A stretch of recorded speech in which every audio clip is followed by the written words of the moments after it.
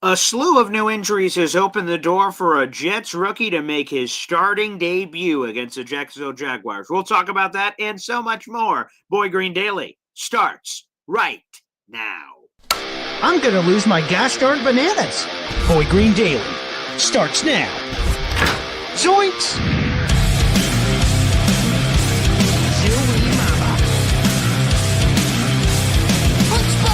I made it clear that my intention was to play, and my intention was to play for the New York Jets. You're fucking Russian!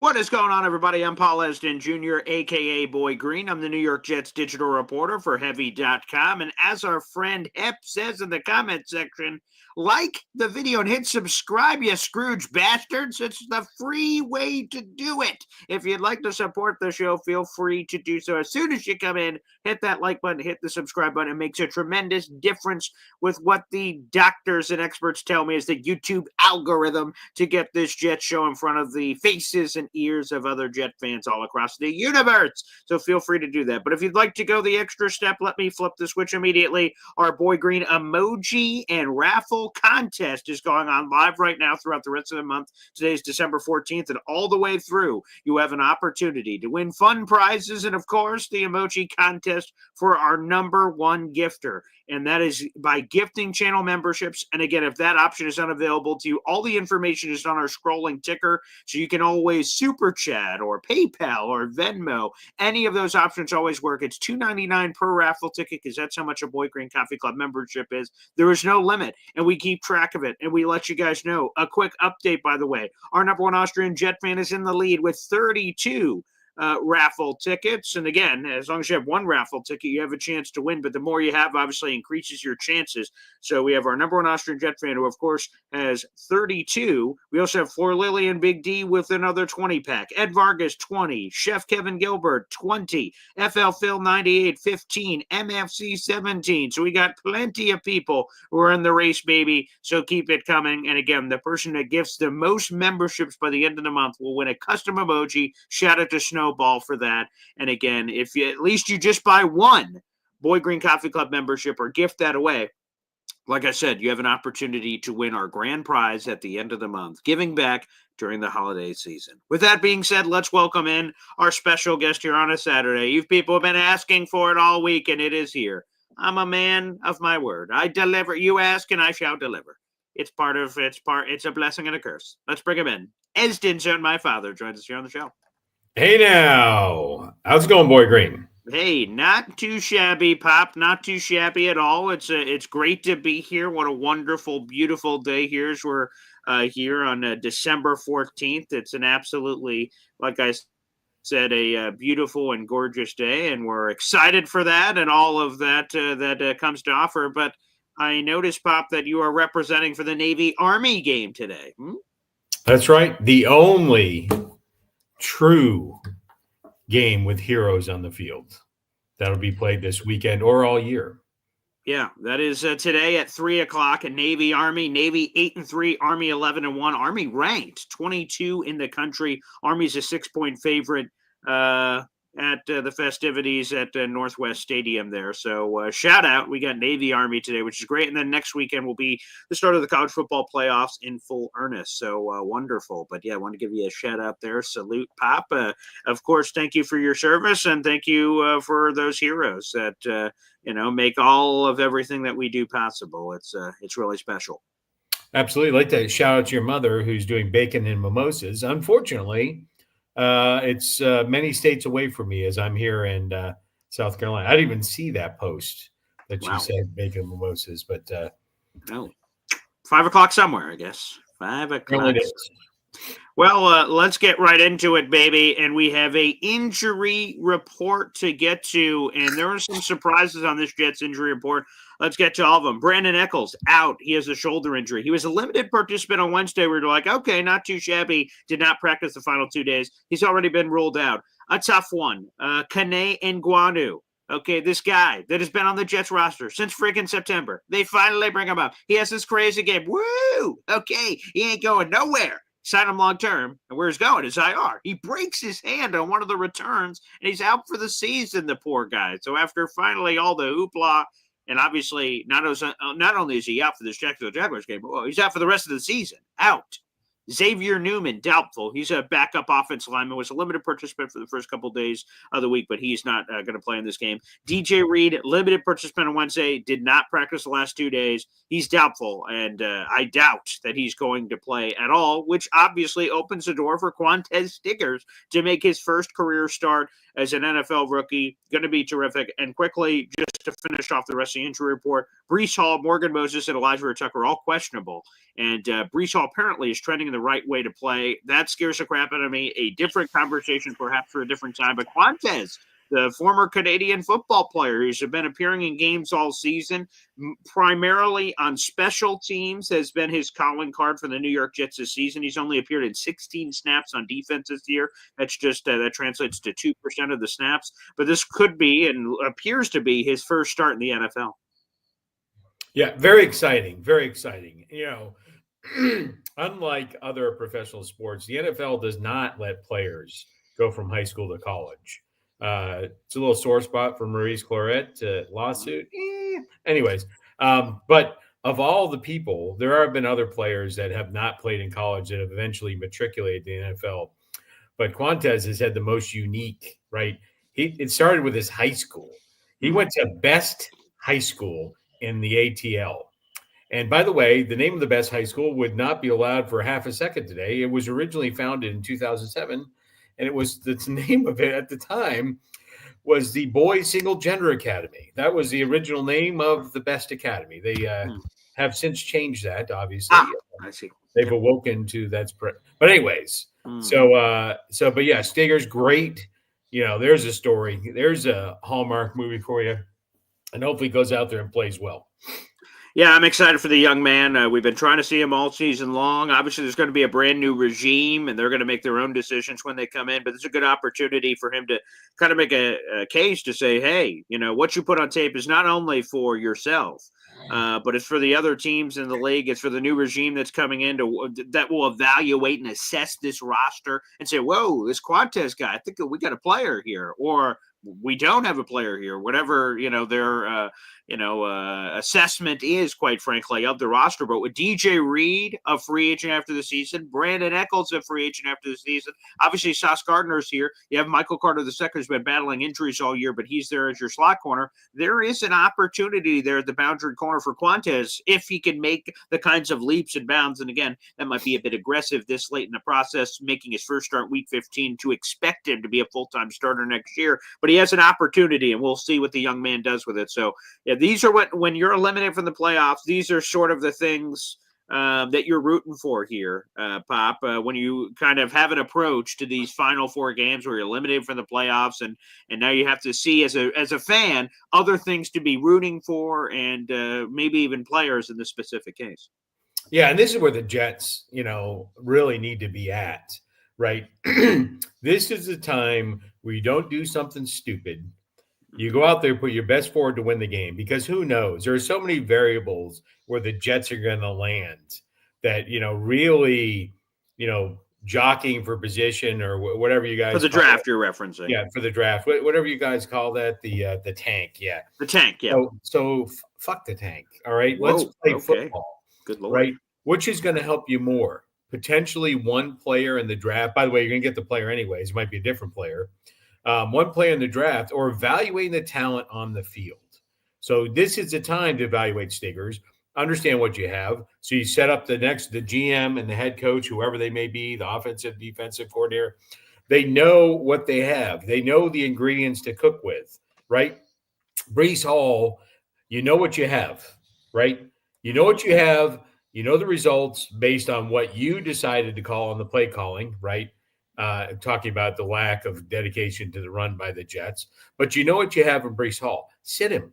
If they're for him to get hurt, sit him. You have two capable running backs with Agent Zero and the Jackrabbit that can go out there and play the game. And by the way, they get the full evaluation, right? And so then the Jets have nothing is off the table, right? You know everybody on your roster, where they stand, they have the scorecard, and then you're like, okay, now what do I need to do when I go forward? The new GM and head coach has that information. That's what this next 4 weeks is about.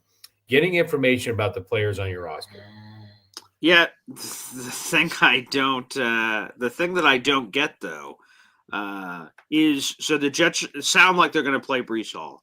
Obviously, he's not going to get a full workload based on everything he had. So you're going to have a compromised Brees Hall playing a random amount of snaps. I think it's just eating away out of the momentum of whatever you're going to get with the young Bucks, to be honest with you, which is disappointing from my perspective. Again, it should be the long-term view. It should be trying to see what you can get out of the full squad, That's not right. necessarily forcing guys out there. So, like I said, if Reese plays and the Jets coaching staff is confident, even with the questionable designation, that he's going to play on Sunday against the Jacksonville Jaguars, to me, tomorrow, it's just a little puzzling because he's not going to play the full complement of snaps. I imagine it would be partial there. So why play a partial player in terms of health in a partial rotation in a game like this? It just, to me, doesn't make a lot of sense. And if he gets re-injured, I'm just going to be, livid. I'm going to be seething. I'm going to be so angry if the Jets somehow get this guy injured heading into the offseason and compromising his future. He's got 1 year left on his deal after the season, and to have him potentially injured heading into the offseason, I think would be a great detriment, not only to Brees, but this team as you're making big boy decisions. Yeah, and they're thinking about it the wrong way, right? And I mean this, right? So maybe his knee couldn't get worse. Maybe. I'm not a doctor.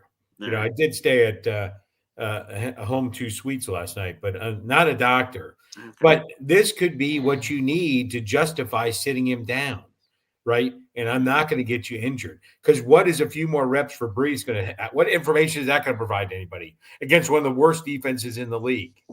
Oh, Brees had a great day today. Okay. So we knew he was capable of that. And really, his limitations are the way you utilize him and your strategy for the game. That's what's been holding Brees back. That's what's been holding the whole running team back, right? Is the strategy and the scheme for the week, right? So there's nothing to gain. Now there is something to gain. Braylon Allen comes in, carries a rock 25 times. Now you've got some information, right? Isaiah Davis comes in the third down as a scat back. Now I've got some there's money in the bank. Win, lose, or draw. You play to win, but you play to evaluate at the same time. Playing Brees Hall makes no sense. By the way, the only injury really worth noting for the Jaguars is Evan Ingram, their star tight end, out for the season. They placed him on injured reserve. He'll miss the remaining 4 games of the season, and obviously has been ruled out for this game. They got a couple other players that were limited throughout the week. We'll keep an eye on that. That includes a couple of their offensive linemen, Ezra Cleveland and Brandon Scherf.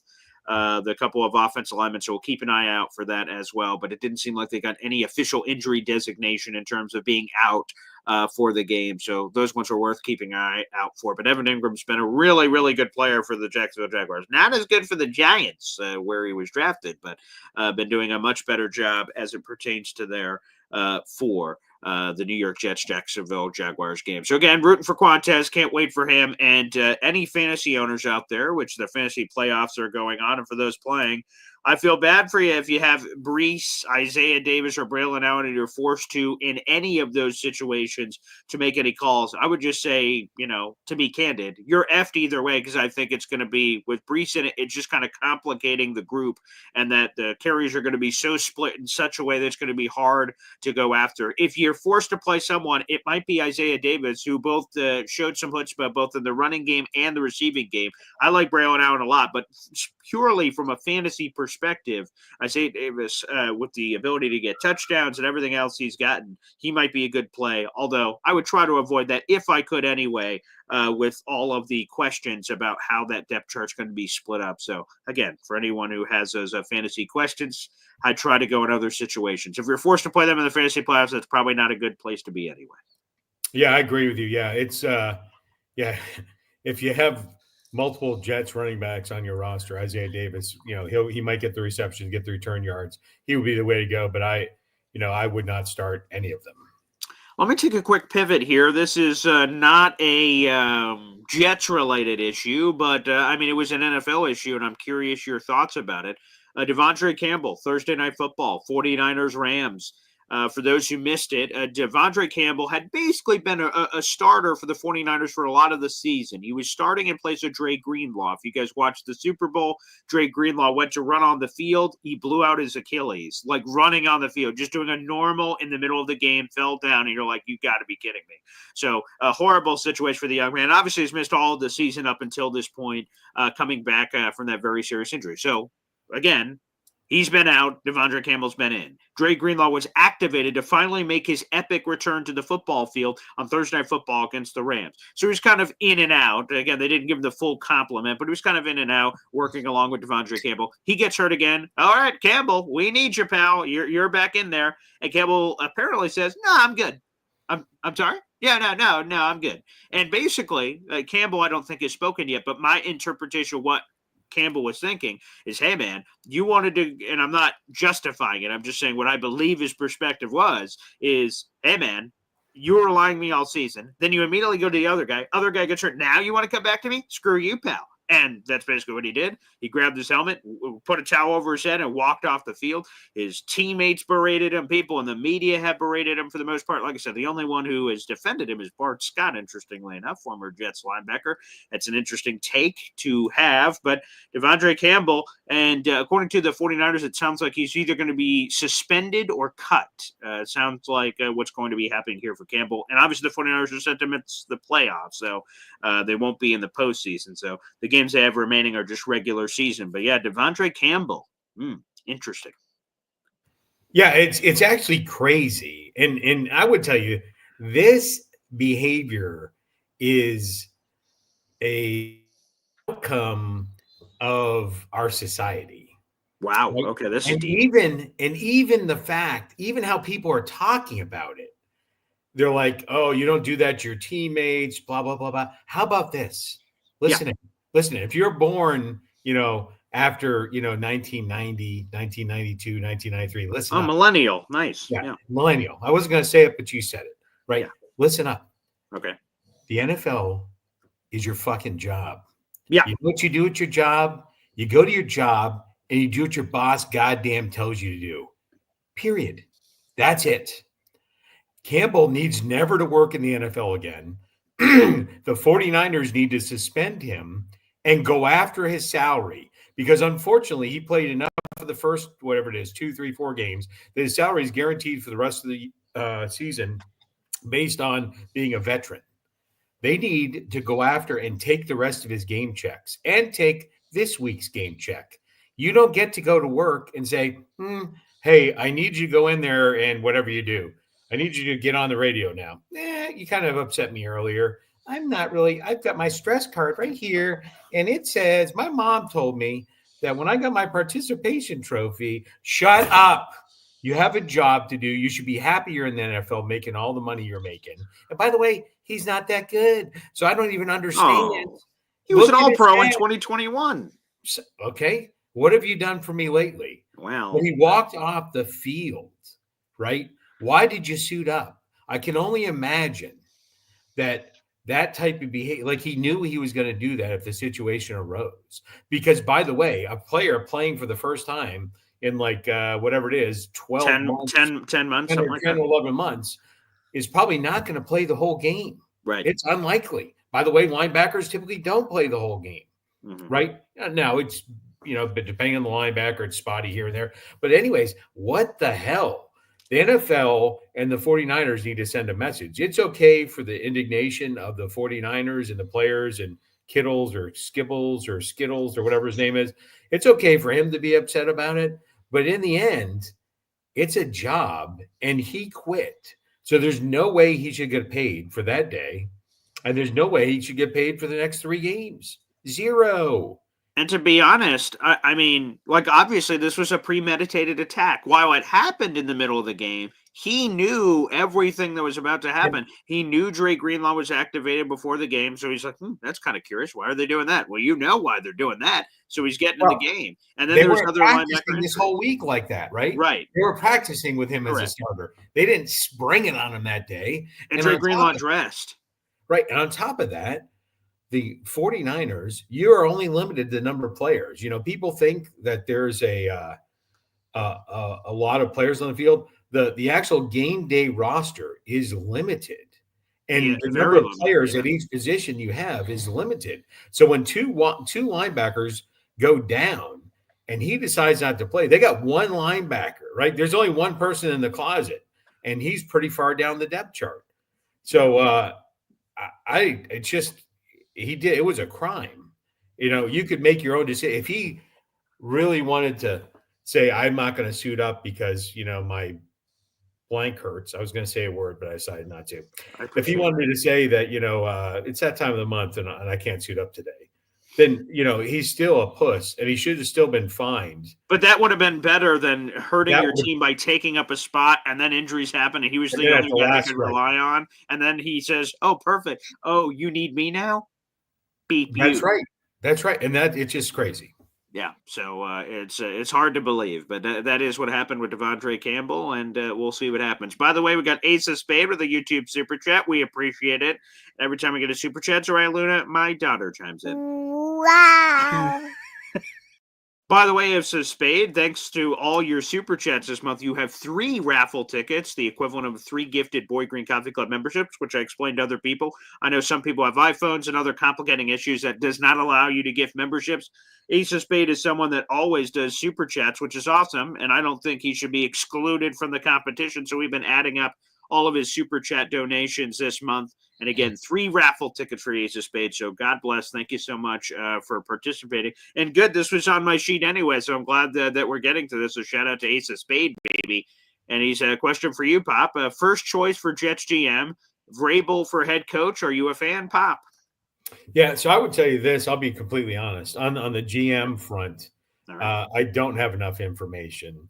So I'm not going to just pick a random thing. I would say that the GM, I would lean to somebody that's done it and been successful, or a first termer, right? There's a lot of, you know, you gotta, and even for the head coach, I don't care, first term, second term, they've got to come in and explain to me, like when you come, hey, just so you know, Boy Green, you got an interview for the GM of the Jets tomorrow. Yeah. I need you to come in with your entire plan for year 2025. Mm-hmm. Like, what's your vision? You know, you may not give me the name of the person you're drafting, but what's your strategy? What are you going to do? You know, break it all down. I 1,000% agree. And it was funny. I think someone in the thing said that Salah would have fist bumped Snapperhead on the way off the bench. I think that's 100% true. So I think Vrabel is a perfect example of a head coach. I'm worried about a first timer. There's a lot of times that people like Aaron Glenn, and is it Aaron Glenn? Did I get that right? Yeah, that's his name. Yes, Aaron Glenn. So Aaron Glenn. So I worry about that. So is he a good defensive coordinator? Absolutely. Across the world, right? Just because you're good at your job doesn't mean you're going to be good at your boss's job. And right, so to assume that is a fatal flaw. The Jets are in a position where they need to. Vrabel's proven. What have the Jets been lacking? My opinion, one of the things we've talked about is accountability. Vrabel brings that in spades. Sure. Ace of spades. Brings that in spades. So I'm all for Vrabel, but I move now. The GMs that are out there, go after them, Jets, hire them, line up, and then the first day eligible, hire that head coach. Get the most for that 33andMe or whatever that gender or whatever those people are doing. Get the list, analyze it, get the information, interview whoever you can. But if it was midnight tomorrow that I could start talking to people and not be tampering, I would have interviews lined up midnight, 1 o'clock, 2 o'clock, 3 o'clock. By noontime, we're deciding, right? Those people are in the waiting room, like in all the movies, like in Beetlejuice, that shrunken head guy, right? And they're filing in because it's moving day and you got to go. There's a follow-up question here, and we also have a gifted membership. We'll get into that in just a second. Jared B said, Pops just said the other day, it doesn't matter if it's a first-time head coach or a vet. It's got to be the right one. It's got to be the right one. Yeah. Directly asked if I would go after Vrabel. Vrabel brings the characteristics that the Jets are lacking, right? He has been successful. Check. He Mhm. is a good defensive mind, which really needs to be rebuilt, right? We can no longer live on the laurels of the past. This Mhm. Jets defense is carrying the team. No, it's not. No, it's not. And CJ Mosley, unfortunately, he's not going to be around anymore. We need someone to rebuild this defense. And so that Bravo brings to the table that and his success, accountability, success, and the defensive like mind I like. And then he's got to be open enough to bring in, and we talked about it off air yesterday, they're going to bring in a dynamic offensive coordinator. And then whoever they land on for quarterback, they need to hire a quarterback mentor, whoever that looks like. The right person with the right to bring that quarterback along, whoever it is. To your point, there was supposed to be a Napper, God rest his soul, Greg Knapp, a longtime quarterback guru of sorts that's worked with the Michael Vicks of the world and Joe Montana's and so many great quarterbacks. He was supposed to be here with Zach Wilson. Unfortunately, died in a tragic cycling accident out there in California because a kid was on his phone and driving around when and he struck Knapp, and unfortunately Napper passed away. So the Jets had that right mentality for that hire a couple years ago. And hopefully they can find that again, because that felt like there was going to be a very important position, not just for Zach Wilson, but for the staff. The Jets kind of built their staff in a way where it had a lot of youth and inexperience, guys like Mike LaFleur. And to have that seasoned guy in the room was supposed to complement it beautifully. And unfortunately, due to tragic circumstances, that never happened. T-Town Jet, baby, with a gifted Boy Green Coffee Club membership.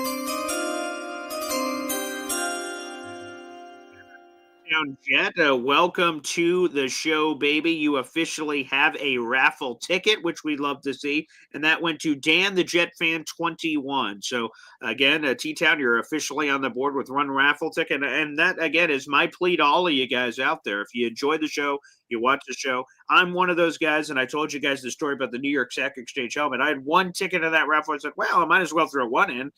I don't have a chance if I don't enter, and I won it. So if you have one raffle ticket in, you at least have a fighting chance to potentially win our ultimate raffle prize at the end of the month. Again, I won't lie, the people who have gifted much more have a better chance because they've got more wax to the pinata, but you at least want a ticket to the dance. So shout out to T-Town Jet. You're officially in the raffle ticket. Go ahead, Father. Yeah, so, but just for everyone to know, Boy Green is the luckiest mother blanker out there, both literally and figuratively. He's very lucky. He wins any contest. It's unbelievable. Where he is not very good, where he's not very lucky, is in the NFL picks. I've not kept the Discord up, but I figure it's time to bring everybody up to speed. The current win total for the Esden zone. Again, this is not against the spread. I want that to be clear. Yeah, so it's easier. That your point is more on. I'm not sure if that's your point true. is more on it. Anyways, the current win total for the Esden zone is 138. The current win total for Boy Green is 112. That is 26 games behind the champ. So I'm right in the vicinity. Yeah, 26 games. Just for the record, for anyone that's wondering, someone that's 13 games above him is the glorious Imamji, the lovely, beautiful, my wife, is 13 games ahead of Boy Green. So if you want advice from Boy Green, he's got some good insights. He's an amazing sports broadcaster. Don't take any betting advice. Oh, well. Do not take any betting advice. 13 games behind your mom. Did you say your mom? Anyways, I digress. Sorry. No, that's all right. And yes, Christopher Cancel, I love saying it as often as I can. Boy Green, your dad served. I didn't know that. What branch? And thank you for his service. He's wearing that hat, baby. USN, the United States Navy, for 20 years. I grew up in a military household. USS Tennessee, USS Baltimore, USS Georgia. Again, the entire life of living all over the East Coast in a military family. So shout out to my father. My brother served 4 years in the Marines. Military commitments are throughout my entire family. So that's a cause that's very important to me in terms of our Wounded Warrior project that we'll get back to in the near future, which I'm hoping for, and everything else that entails. So absolutely, shout out and love to all our members of the armed forces and anyone that may or may not be listening to the show and making this a part of their day. So absolutely, 20 years, baby, 20 years. A lot of people don't know about this, Dad. After your 20 years in the United States Navy, you retired for all of somewhat of 24 hours. So, what did you do with that 24 hours of retirement? Because that's a sweet period to do something with. Yeah, I actually moved from Hmm. South Carolina to New York so I could start work the next day. Yeah. Okay. There you go. Everyone spends their retirement differently, I guess. And immediately went back. Hep, by the way, says mostly will only cost $3 million, gets cap next year. Bring him back to come off the bench and make him a player coach. Yeah, we'll see again how serious this neck issue is. So cap wise, actually, if the Jets cut him, they'd be paying more money for him to not be on the team than to be on the team. So maybe to your point, you kind of immediately put him in kind of one of those IR slots with no. And if this neck injury is serious, maybe because of cap purposes, you almost bring him back on the team, but you immediately rule him out so he doesn't count against a 90-man, and he's a player coach. So maybe there's something to that, Hap, to your point. But it is true. It would cost the Jets more money for him to not be on the team if they cut him than for him to be on the team, which seems kind of crazy, Pop. Yeah, And by the way, real quick, who is the rookie making the start? Quantez Stiggers, speed doctor, would be making. I know people come in and out. We got 400 people in the room. Like the video, hit subscribe. Quantez, because DJ Reed doubtful to play, and Brandon Eccles is out already. So Quantez Stiggers would be the one making his first start. Go ahead, Pop. Yeah, no, I think I really said what I wanted to say there. Should we get to talk about this week's game? Yes. For your predictions, you're saying? Yeah, talk about the game for a minute, and I'll give my prediction. Oh, okay. Please do. I have some joys and concerns. It's kind of like church, right? Okay. Talk about your joys and concerns. Yeah. My joy is I believe, and I'll get to my prediction, and I'm going to start with the front. I believe the New York Football Jets will win this game. Wow. I believe they will win. I believe the Jaguars defense is the worst defense in the National Football League. And when I say I believe that, they are the worst defense in the National Football League. And I have two concerns. One with a possible challenge that is you're playing Mac Jones, who has never lost to the Jets. Isn't that He is beautiful? 5-0 against the Jets. So that's just an interesting number. He has like 11 touchdowns and 1 interception. He's 5-0 against the Jets. Does that matter? No, it doesn't matter. I thought it was an interesting fact, but it does not matter. The Jets will win handily. My biggest concern is that people like the gentleman, the shirtless bed-laying gentleman from yesterday, that are going to see Aaron Rodgers. My second prediction for tomorrow's game is Aaron Rodgers will throw for 300 yards for the second time this decade. And so my concern is that you're going to see these two games. Okay. And then somebody's going to get in their demented head, right? Woody Johnson is going to get in his run it back, addled brain to run it back with Aaron Rodgers. That is my fear. And so, because that is, and my fear is only because I want the Jets to be successful. Again, I predicted, and I'll say it again, them to be 12-5 and make a deep run in the playoffs. I did. They're not there now. These scrub games against Jacksonville, who's got Mac Jones, who even the Patriots didn't want to be their quarterback. They don't. Who cares? Mm-hmm. Who cares? And when he blows up the worst defense in the NFL, what do you want, a cookie? So I just don't want. They're going to win, and my prediction is they're going to win 28-10. 28-10. Jets will win. I think the defense is going to finally step up. There's a little concern, but against Mac Jones, about the depth in the secondary. I do have concerns there, but the Jaguars are not a good team. The Jets have not played well against not very good teams. The Jaguars and Jets have a couple things in common. They both beaten the same teams, and they're 3 wins, right? The Jaguars have beaten the Patriots. The Jaguars have beaten the Titans. So, the Jaguars are red hot. They have won 1 in a row here, which is something the Jets haven't done in over 2 months. They've only had 1 win in the 2 months, which was back on Halloween. Think about that. The last Jets win was on Halloween. We're getting ready for Christmas. Christmas is in 11 days, for God's sake. So that one's a little rough. The only players I would highlight is a few On the Jaguars defense, they have two dynamic pass rushers and Trayvon Walker, the former number 1 overall pick, and Joshua Hines Allen, as he prefers his name to be called. Two dynamic pass rushers that can make a lot of noise and make some things happen, which is concerning. And then their talented rookie, Brian Thomas Jr. He's appeared in 13 games this year, 54 catches, 851 yards, 6 touchdowns. He's been a big play threat, averaging 15.8 yards per reception. I get it. It's Mac Jones now, so that limits it in a different way than before. Mac Jones has 5 picks to only 2 touchdown passes, but he's been more accurate, 65% completion percentage overall. So we'll kind of see. Obviously, Mac Jones has inherent flaws, but to your point, the Jets have never beaten Mac Jones. So I'm not sure. I hear you saying blowout win. A number 1 Austrian Jet fan saying blowout win. I'm just not sure. I've seen one win in 2 months. It's hard for me to say that any win is going to be a blowout win, regardless of the opponent. And I frankly would, of the 30 other NFL teams, if they were playing them this week, I doubt I would pick the Jets to win. But this is the team to win against. And really, it's really where's your pride at, right? You put on that jersey. Yeah, you're not only playing for your film for the new GM and the new head coach, but many were playing for the film for other teams. So you got to go out there and show up and show out. Yeah, I know you don't care about this, but I might as well say, because Hap mentioned it earlier, that a Jets win could hurt the team. Currently, the Tankathon has the Jets with the 7th overall pick, although NFL Media has the Jets with the 6th overall pick. But, it's all based on strength of schedule with the Tennessee Titans. If the Jets lost to the Jaguars, they could go up to 6, 5, 4. We'll see with the other results how high they could be, but they could be jumping into the top 5 pick conversation, and their path to a number 1 overall pick could be alive. However, with the win, they could drop to as low as 8th, 9th overall. So they could be dropping a few slots with a win if they do get it. Again, I don't care about any of the. No, I do. I do, and here's why I don't care. Okay. It's very, very unlikely the Jets are going to get into the number 1 or 2 pick. Yeah, it's like 2.7% chance. Yeah. So with that being said, they're not going to get the top 2 quarterbacks in the NFL in the coming in the draft.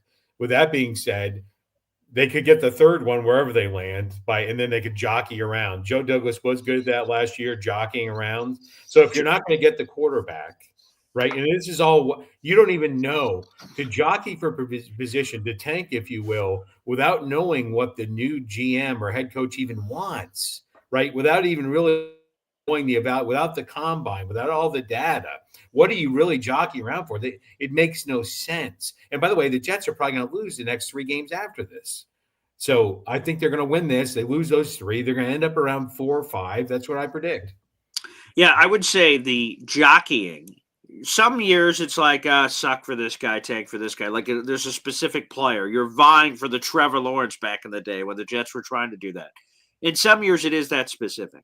I think what I would argue a lot of Jet fans are saying is a worse record, a.k.a. better draft pick, is just the better asset. Who cares what the draft is? No matter who, it doesn't have to be a specific player. 3rd overall is better than 7th overall. 4th overall is better than 10th overall, what have you. I don't, to me personally, as I've started to, now that they've been mathematically limited, start to peek around and look at mock drafts and start listening to the draft shows, there's no player in particular I'm screaming for, oh boy, we need to come away with this guy. I'm not quite there yet at this point, thankfully. 11 days before the draft, 11 days before Christmas, to already have that mindset. But I think what people are saying is just better draft position, puts you in a better position. If you trade the pick, you get more if the pick is higher than vice versa and things of that nature. That's what I would argue is what people are saying. And to your point, this is the most winnable game left on the Jets schedule. They play the Rams, who have a path to the NFC West, so they're super motivated. The Buffalo Bills, while they're probably out of the running for the number 1 seed unless the Chiefs implode, but they'll still be competing for seeding. And then, of course, you have the Miami Dolphins, who have a very slim sliver of a chance of making the playoffs. They win out and get some other help. So those other 3 look difficult. Jacksonville's the one that, again, 3-10, 3-10. Yeah, I'm with you. I would say, other than your discussion around the value of the pick, the difference between 4 and 7, whatever that looks like, what is that reality? The difference between 4th and 7th is that a 3rd round pick?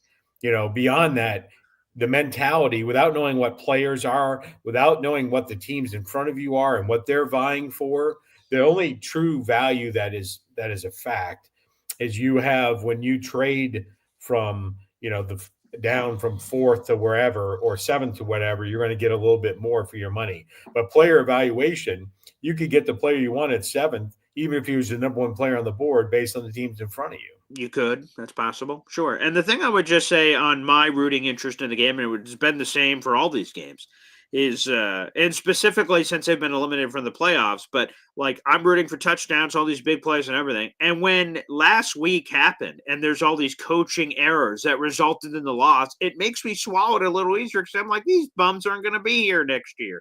So when it's coaching flaws and errors with time management and this and that, and it's an Ulbrich issue, I'm kind of like, I don't give a shit. Jeff Ulbrich ain't going to be here next year. If it's a critical player, right, like Breece Hall having a critical fumble or Garrett Wilson dropping the game-winning touchdown pass, that's a little harder to swallow because that's not a coaching thing. That's a player issue. And I'm making some of those up. Breece Hall has had fumbling issues, but the Garrett one I made up. But, you get my point, that some of the player-led things would be harder because that can affect the player and his moxie and his confidence and things of that nature. But to me, when it's all these coaching flaws, which unfortunately have happened a lot over these last bunch of losses for the Jets where they could have won these games.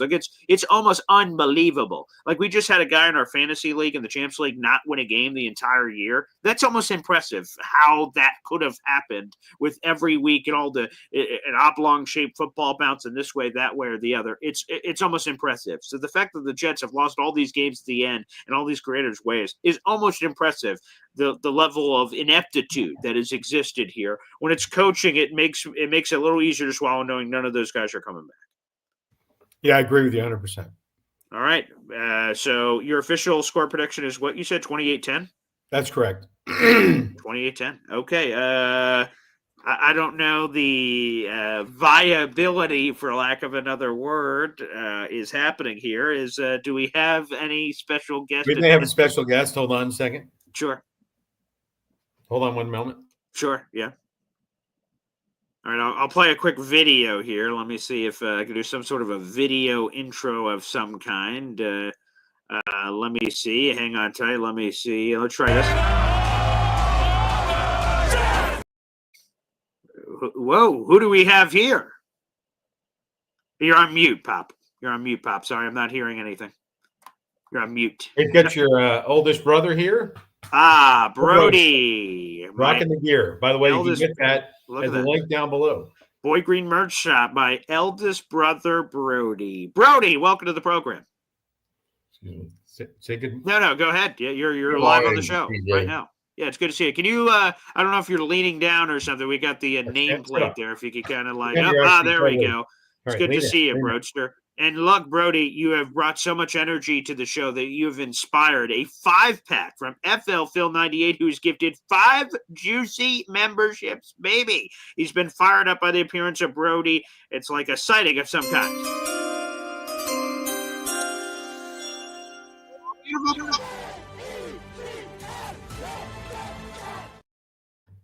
5 new members to the Boy Green Coffee Club. Shout out to FL Phil 98, baby, for being in the gifting mood at this time of year. You love to friggin' see it. Also, real quick, before I even reveal those members, FL Phil 98 is up to 20 gifted memberships this month, which of course puts him in the running for the emoji contest as well. He's only 12 back of our number 1 Austrian Jet fan, and he has 20 raffle tickets as well. So shout out to you, FL Phil 98. Thank you so much for your support of the show. We really appreciate you. So we'll reveal those names here in just a second.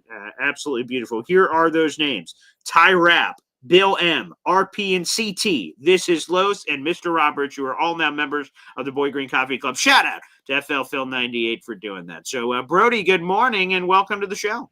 Good morning, Jetster.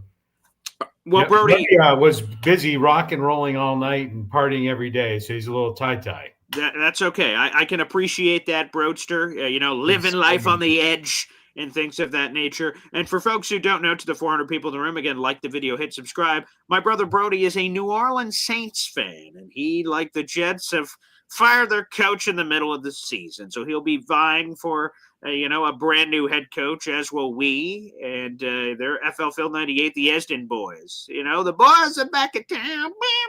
A little Thin Lizzy action, baby. We're all back together, which is terrific. Broadster, again, as someone else who will be vying for head coach, it doesn't sound like GM. It sounds like Mickey Loomis is going to be back. So the Jets are doing a full clean house sweep. For you guys, it'll just be head coach. Is there a head coach that you want the New Orleans Saints to hire, Broadster? You want any head coach in particular, Brody? Oh, he's getting serious. He's taking. I was thinking about Les Miles. Les Miles, the former LSU coach? Yeah. What is he doing right now? Let me look up know. Les Miles. I actually saw him. We went to the Cracker Barrel, and he was arranging the plays. Oh, wow. There you go. Leslie Edwin Miles. He's available. He hasn't done anything since his mini Kansas run after LSU. So it sounds like he's available. So okay, bring a Louisiana boy back home. Okay, that's I like that. I like the cut of your jib there, Broadster. And what about Jake Haener? He's making his first career start, it sounds like, against the Washington Commanders in the Bayou against former LSU quarterback Jaden Daniels. I think more importantly, what is his odds to star in Zoolander 3? What is that, Broadster? Do you think? He was doing some sort of poses on TV. Yeah, but why are we going Jake Haener instead of Spencer Rattler? What's going on there? He's not ready yet. Not ready yet. He's gotten like 1 billion games. Yeah, because he's a turnover machine. That's true. I can't lie. He's been in the giving mood around this time of season for all the wrong reasons. That's sure. But what is your confidence level in Jake Haener making his first start?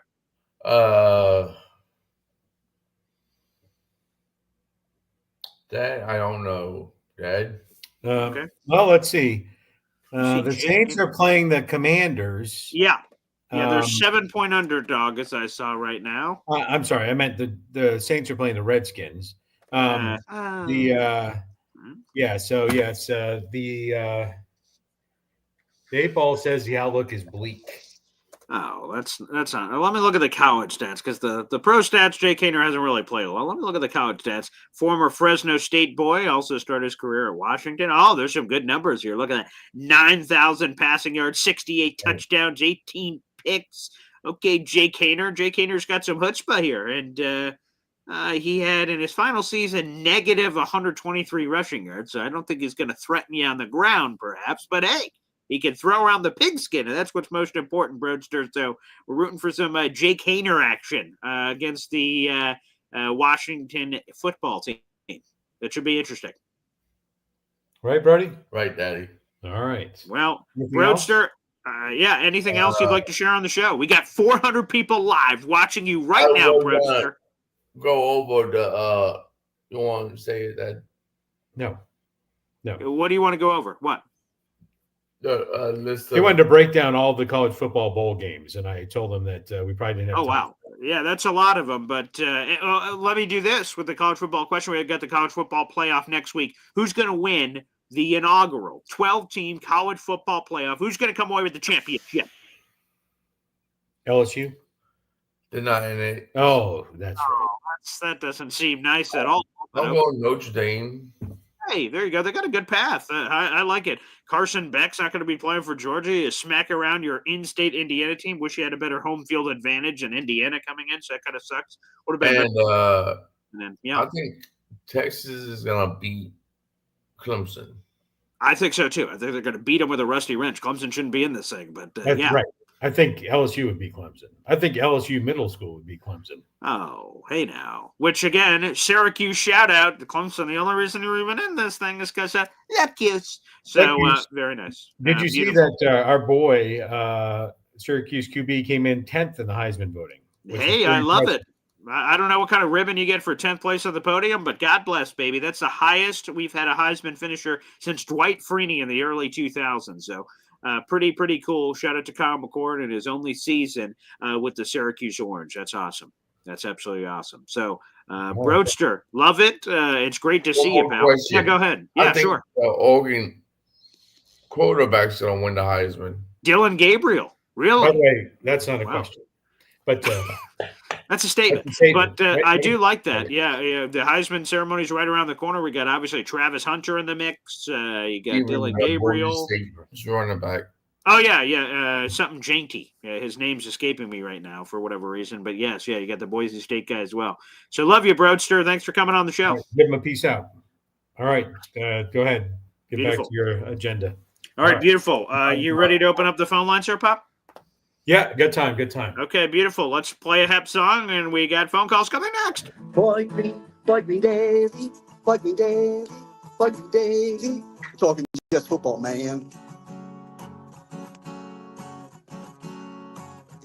Boy Green Daily, Boy Green Daily, Boy Green Daily. The New York Jets Football Club. Wow. Offense, defense, special teams. Watch the Super Bowl season with Boy Green. J-E-T-S. Jets. Yeah, baby. Hep getting us started and ready. The phone lines are now open. We got nearly 500 people in the room. Like the video, hit subscribe, spread the good gospel of all things Boy Green Daily. You guys can call into the show. Again, if you're watching on YouTube, that is youtube.com/boygreen25. Feel free to hop on. If you're watching on Facebook or Twitter, again, we appreciate wherever you're watching the show or audio only, after the fact or what have you. But if you'd like to get involved, that is, again, YouTube, the pinned comment. Just jump over there. And as long as I can see you on the camera, you can come on the show. Although we've had a few audio-only people. If you prefer that, that's fine as well. So either way, feel free to call into the program, and we'll get this party started and going. And again, currently, according to the Tankathon, the Jets currently have the 7th overall pick. They're in it's kind of a crappy year to be 3-10 because 3-10 teams cover from all the way from the 3rd overall pick to the 8th overall pick. In a different year, perhaps the Jets would be much higher in these, which I can understand as a inspiration of hope and everything, because that's what the draft is. One of the soundtracks I listen to when I'm doing work, like an instrumental music, just to let me focus, is the draft day soundtrack, baby. I listen to that all the time. You get all the juices flowing. A Kevin Costner slamming the table, doing some Sonny Weaver Jr. action to help turn around the team. And it hurts me, Pop, that I don't know if you knew this, but the Browns are the team that are, of course, in the movie Draft Day, but it was supposed to be the Jets, and that would have been awesome because I love the movie regardless of Jets, Browns, or anything, but it would have been cool for it to be the Jets. It would have made it even better. Right. Yeah, so it would have been a doozy. That would have been nice, but hey, it's up to the gods, I guess. Yeah. For whatever reason, the Jets opted out and didn't want to do it, so then they went all Browns on you, which is fine. Cleveland Browns. It's a good movie. Anywho, let's go to the phone lines. We've got none other than the cigar-smoking Neil Sr. here on the show. What's up, Neil? How are you guys? Hang on 1 second. Let me just take... Sure. Okay. All right, we'll go back to Neil. Okay. He sounded a little bit like Charlie Brown's teacher there. I didn't know what he said. Yeah, I don't know. He, it's a cigar somewhere. Let's go to our next caller here. We got Hep here on the show. What's up, Hep? Hey, Mr. Edson. Hey, Paul. How you doing? Excellent. Doing great. Good. Glad to see your brother. He looks like he's a real good fan. Yeah. And I'm sorry. I had a question that just popped on my head. I just had a senior moment or something here.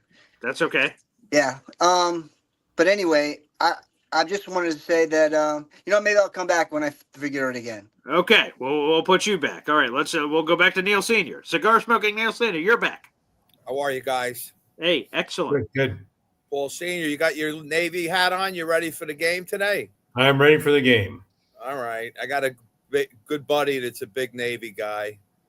I root for Navy for you guys every year. What's going to happen today? Are you favored or underdogs? Underdog. Army's a 6-point favorite. 6-point favorite? All right. That's not that bad. It's not that bad. There are no losers in this game. That's for sure. No, that's true. For sure. Of course. Absolutely. It's going to be some very interesting people in the crowd. There will always is. You get my drift. I don't get political. But, let me ask you guys. I want to ask Paul Sr. this because he's more of an OG. You know, Paul, I listen to these kids, on YouTube all over the place. I've been a Jet fan for 56 years. Paul Jr. knows, a little about my history. And I was at the championship game at Jay, the whole 9 yards. Frankly, I was so enamored with the Rodgers thing, and it's just, you don't get to see, although he's not been the typical Aaron Rodgers we expected to see this year, naturally. And I think it's more as a cause of injuries than him being washed, as everybody likes to call him. I don't really see that. I see that he's had multiple injuries. And I think when quarterbacks especially hit that 40-plus number, that they have to be on a pitch count. And the problem, I think, on our coaching staff's part this year was and by the way, Hall of Fame quarterbacks never want to be on a pitch count. They're usually winners, and they want to go out there and play. Rodgers played with a broken thumb, 2 years ago, and a broken rib. And, Brett Favre used to play with all kinds of injuries, and he even played with a torn bicep with us and ended up costing us a season. But at the end of the day, if you have a coach in leadership that's got the cojones to pull him out of a game, and he understands, I think at the end of this year when he looks at the tape, and we still have 4 games left, and I think we're going to see a lot of good tape, and I think we're going to see a lot of, bad tape. And, at the end, I think when he self-evaluates, he can end up being a good bridge quarterback for us next year because, frankly, I don't see any other options. Now, most of these kids are like, oh, we're going to take this $63 million dead cap hit, and it's going to ruin us for 26 and all this other bullshit. The thing I feel is and Tyrod Taylor's a very, very good backup quarterback. He's going to give you 3 or 4 games. And, my bone of contention is if he played after the Denver game, the Minnesota game, and a couple others, we could have maybe won 1 or 2 of those games and then brought Rodgers back more healthy, where he could have played a lot better and moved around the pocket adequately, like we saw last week. I mean, last week arguably was a better game offensively than we'll probably see from any quarterback we could bring in next year, because the choices are really not that abundant. Paul Sr., we're not going to go back to Sam. Darnold isn't going to come here. Then we have Justin Fields. We have Mac Jones. Mac, yeah, and then we have what's his name? Russell Wilson. No, Russell Wilson's not a free agent, is he? Yeah, he is too. He's a free agent after the year. Now, I don't expect him to leave. I think Pittsburgh's going to re-sign him, but yeah, he's a free agent too. And then you got what's his name? The turnover machine, that throws the Cleveland quarterback. Oh, Jameis Winston. Yeah, right. What do you think of Jameis Winston, Sr.? Yeah, I would say Jameis Winston is not that far. People are going to be shocked, but he's not that far separated from Brett Favre, right? He has better talent, right? He makes crazy choices that don't always work out. That's what I would say about Jameis Winston. I would say that you can't just look at free agent quarterbacks, because when the Jets got Aaron Rodgers, he wasn't a free agent. His deal with the Green Bay, the ink was reasonably still wet when the Jets went and took Aaron Rodgers away from the Green Bay Packers. So I would tell you the new GM needs to come out and think creatively, right? And I talked to Boy Green about this yesterday, right? I would go, and we don't need this all-star quarterback. We don't need a Hall of Famer. Let's think anything's on the table. Go Brock Purdy. Go Sam Darnold. Get whichever quarterback the Steelers want. Justin Fields has talent. What he needs is a mentor.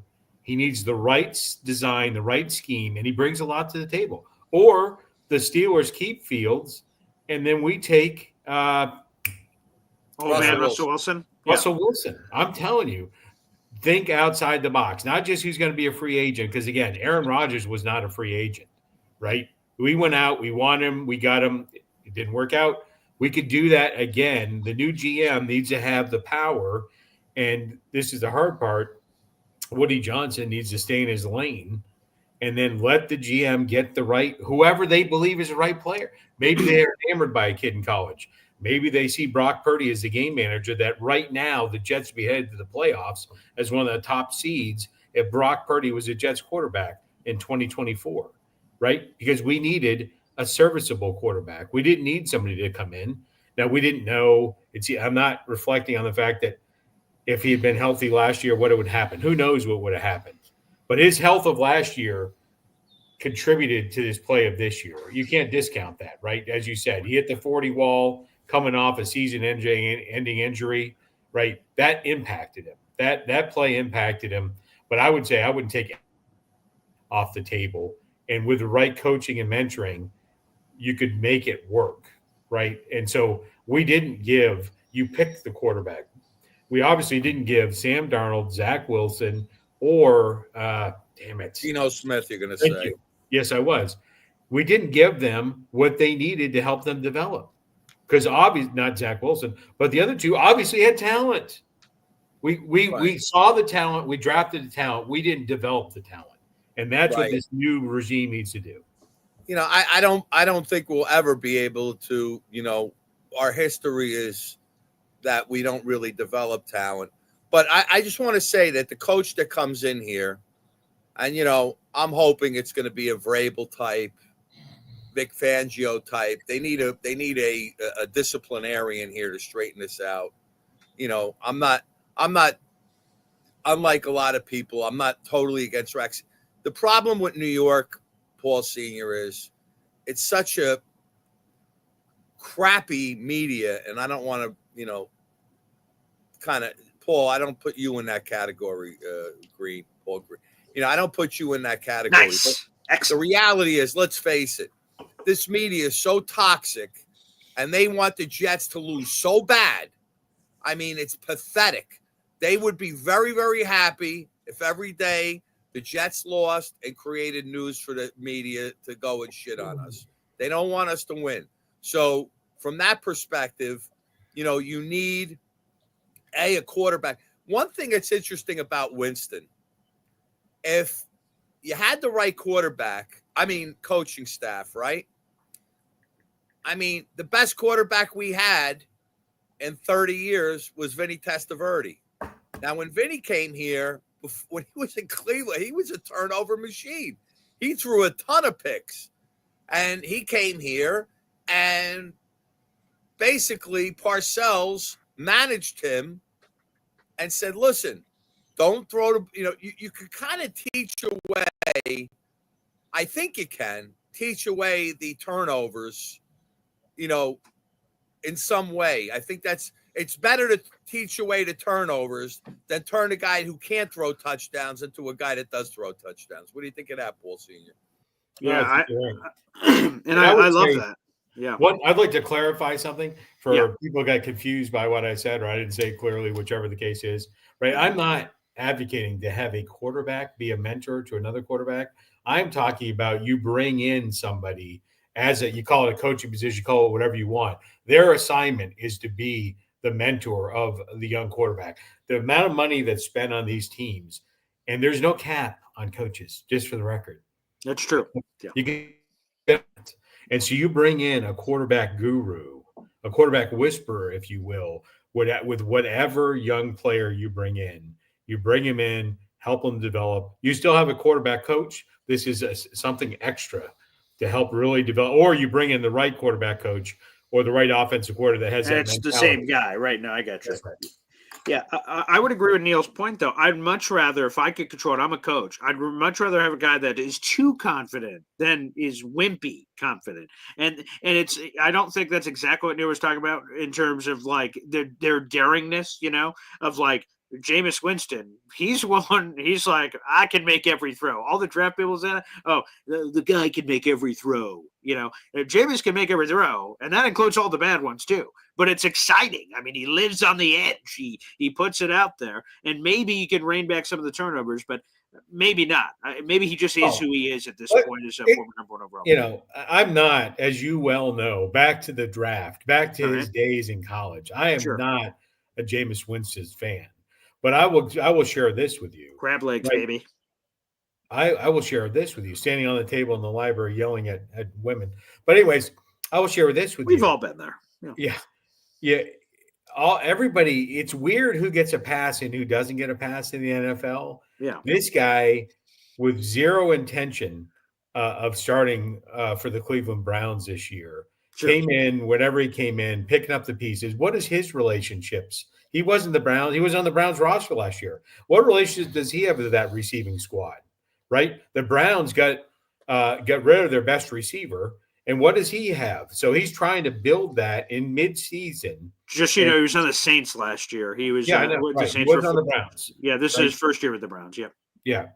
I can't believe you tried to data check me on that. Wow, you just said like he was on the team last year. I was just clarifying. I said he was not on the team last year. Okay. I'm just trying to. I'm here to help you. Remember the quarterback the Jets didn't want led the Browns. There you go. Playoffs. Always bring it full circle. Playoffs. Yeah. Anyways. Anywho, so Jameis Winston, he'd be an excited if you're picking a bridge. That's an exciting bridge. It's not a Bryce Petty bridge. Oh, we lost 9-6. At least with Jameis, you're losing like 45-30. Like we're getting some touchdowns. Jameis Winston is who he is, but he's playing now the way he is because the Browns allow it. What do you mean? I'm saying like they give him those options, right? When he's in those scenarios, right? They're letting him, I'll call it Brett Favre it out, right? Balls out. Balls out, right? Balls deep. Anyways. Whoa. I was more on the out category, not deep.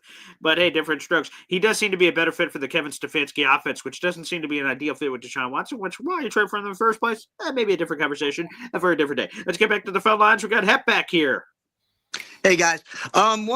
Two things. One thing is whoever we get in here has to be able to handle the New York media. Oh, yeah. Yeah, the New York media is just like an anchor. I mean, they just love the bad news and to really spice it up. Mm-hmm. The other thing is that the idea of the NFL draft and picking higher is to improve all the crummy teams in the league, right? To give them a fighting chance of fighting out of the hole. Even if you take those picks and you just stockpile more picks like the Patriots used to do. Remember, they used to always trade back and collect all these picks. And then, it's like buying lottery tickets. Like the more you have, the better chance you have of hitting somebody. But of all the teams the last 2 years, has there been any team that's been more pathetic than the Jets, really? I mean, deserving of the number one pick? I mean, the last 2 years. I mean, Rodgers goes down 4 minutes into the game or whatever. Yeah. 4 plays in. Yep. I mean, and then this year it was such a mess. But the Jets are such a calamity that we don't even get that. We get pushed back to 7 or 10, right, or something. Yeah. It's just like vicious cycle. It'd be great if the NFL adopted the NBA, kind of like Boy Green's emoji contest, right? Oh, a lottery. You get more balls in the thing. You suck flat, so you'd have a chance then of the number one pick. So tanking would literally almost be off the table because you weren't guaranteeing anything. Not guaranteed. Yeah. Exactly. But anyway, that was my point. All right, guys, I'll see you later. Appreciate it, Hep. Yeah, for people who don't know the NBA, they recently made a rule change. So the 3 teams have the worst record, all have an equal chance. It used to be back in the day, worst team had a 25% chance of lottery odds, and then obviously it went lower from there. Now, the top 3 worst teams have it. Now, the crappy part about that is that the lottery system is every once in a while, it's all the lottery teams. So it's like 14 teams. So every once in a while, team number 13 or 12 that just missed the playoffs, sweet, we just got the number one pick. And the loser team, like to Hep's point, wait a second, we sucked. We deserve the pick. So, yeah, there's pros and cons to that for sure. Before we get back to the phone line, got a YouTube super chat coming in from Lucky Leo. Okie dokie. Wow.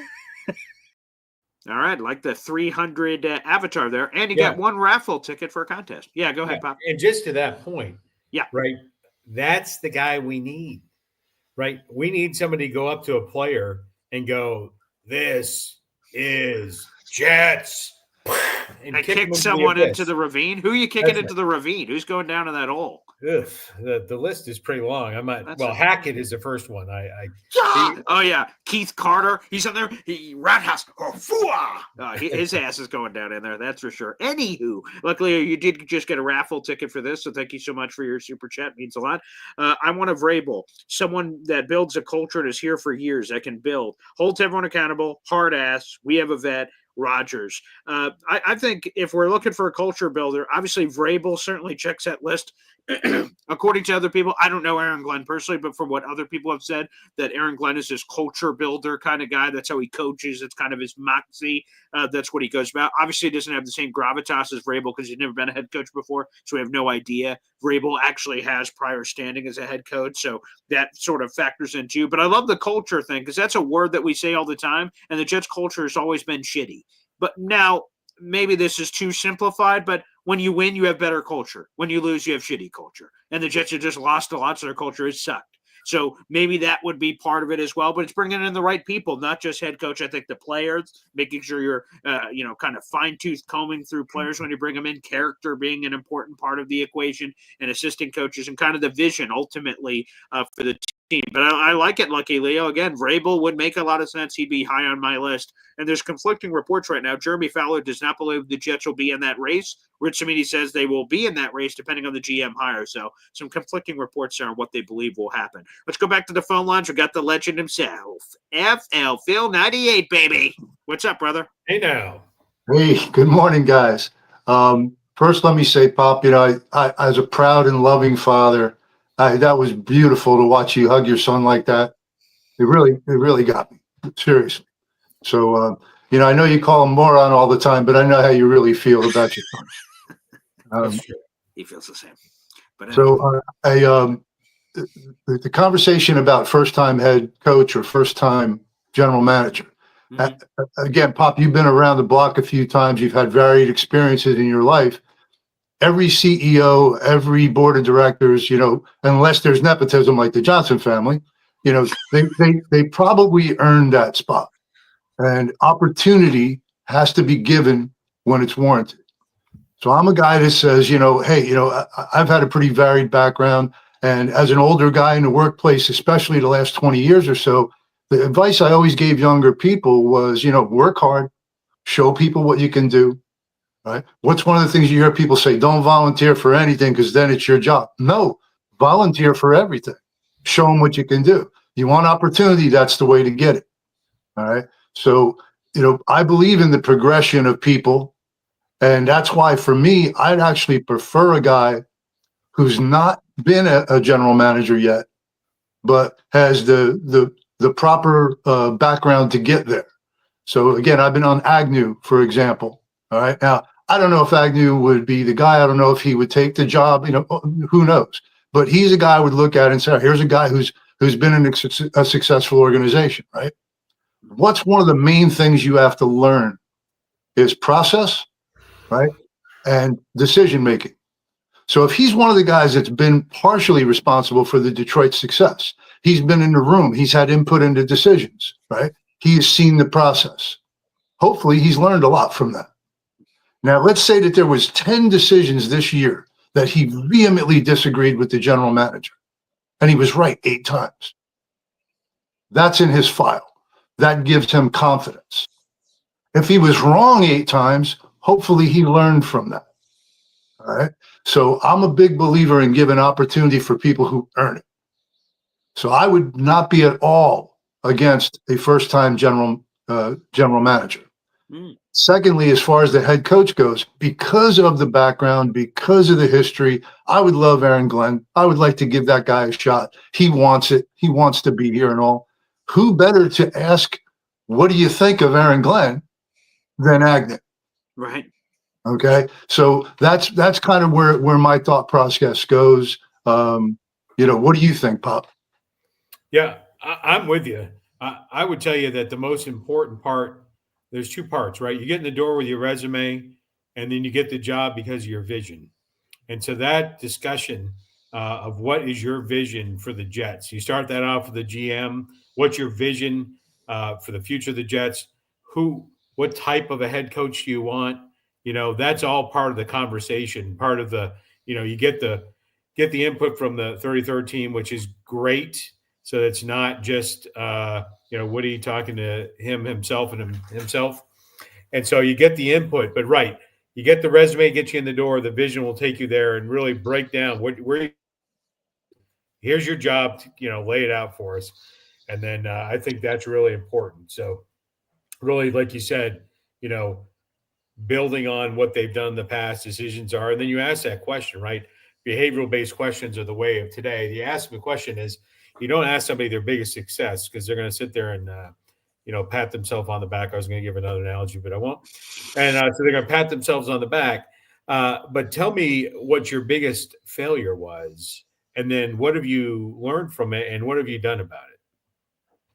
Yeah. Again, come on. Who wouldn't love the homecoming story of Aaron Glenn, former first-round pick, spent 8 of his 15 years with the Jets, a wildly successful NFL career. I don't know if he's ever going to the Hall of Fame, but a wonderful career himself of what he was able to do in the league, to be able to grind, be a scout, getting into coaching, going to all these different levels before he's gotten his most recent job of being the DC and thriving with it. The culture out there is brilliant. The homecoming, all I can already see in my head what it all looks like if Aaron Glenn was to be hired and how that would be received. I get the defensive thing, and a lot of people complain about that, but the vision, the culture, the man, it seems like, man, he really has revved up this Lions fan base. And people forget, because the Lions are so awesome right now, they suck forever. They had an 0-16 team. This team is a dumpster fire. They've never been to the Super Bowl. And look at the verve that's coming out there from the Lions, and despite all the injuries, what he's been able to do as a coach, man. There's a lot to like with AG. Absolutely. All right. Well, listen, it was nice to talk to you guys. I haven't talked to Pop in a very long time. Yeah. So, peace out and have a great day, guys. Pleasure.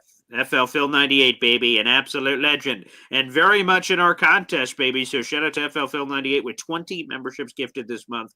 It means a lot. Austrian Jet fan with 32. So right now, FL Phil is tied for second place, baby. He is well in that competition. Absolutely beautiful. So thanks, everybody, for tuning in. We appreciate it. We have nearly 600 people in the room right now. Make sure you guys like the video, hit subscribe. And like I said, this contest will be going on throughout the rest of the month. So it is December 14th right now. So we've got another couple weeks left in this thing, 2+ weeks. So guys, make sure you continue to get involved, and we'll see who ends up being our ultimate winner here. Again, we have 2 contests going on. Whoever gives the most memberships, they're number one, of course. And currently, like I said, that leader is our number one Austrian Jet fan with 32 gifted memberships so far this month.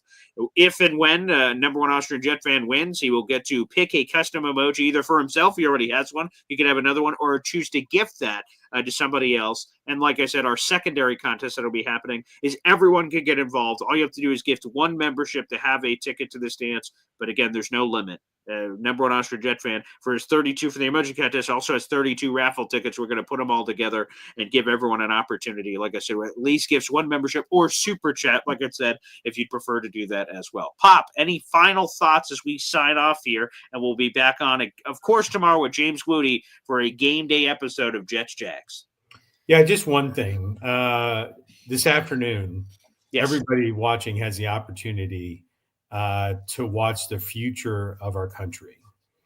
You watch, 200 people that have signed up to serve their country and sacrifice their lives for our freedom. And so I would just say that there will be no losers. There'll be no one kneeling during this game, just for the record. And take the time out of your day to watch these young men and realize that is our future. There's a lot of things going on in the country. I'm not politically discussion, but the future is bright. Watch the game, honor our veterans, and have a great day. Yeah, quick comment on that. Again, that'll be 3:00 today. It's on CBS or Paramount Plus, whichever you guys preferably have. Navy 8-3, Army 11-1. They're 22 ranked in the country. But again, as my father said, despite all these numbers and Army being a 6-point favorite, there are no losers today. And that is the great college football game again, kicking off at 3:00 today at Northwest Stadium. 40 degrees, appears to be clear. And boy, there's still some tickets available as low as $150. So if you guys can head down there, please go enjoy it. But if not, enjoy it on the tube. Absolutely beautiful. Pop, as Greg Rallo says down there, USA chants bursting out everywhere. USA. God bless America. Dave Briga. Man, you're firing up the people. We're ready to run through a brick wall right now. Yeah. All right, let's go. Booyah. Beautiful, everybody. Thanks for tuning in. Again, if you're watching either live or after the fact, like the video, hit subscribe. We'll be back on tomorrow morning for a game day episode. Jets-Jaguars, 3-10, 3-10. Positioning, winning, dignity, pride. Who knows what's out there? But we appreciate you. Thanks for tuning in. God bless. Take care.